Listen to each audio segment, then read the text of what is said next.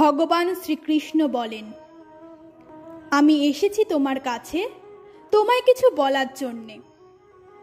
কাঁদছো কেন খারাপ সময় দেখে? এটা আসেই কিছু শেখানোর জন্যে। একবার ভাবো, যদি তুমি আমায় ডাক না দিতে তবে আমি তোমার কাছে কিভাবে আসতাম? আর দুঃখই যদি জীবনে না থাকে তবে আমরা সুখের মর্ম কিভাবে বুঝতাম?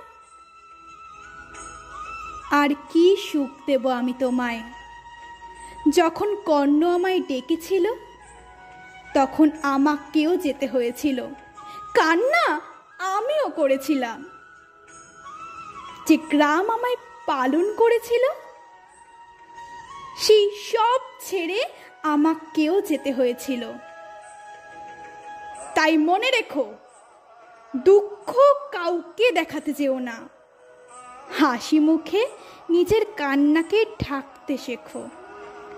দুঃখ যদি দরজায় এসে দাঁড়ায় তবে কান্না করো না, দরজা খোলো আর তাকে স্বাগত জানাও।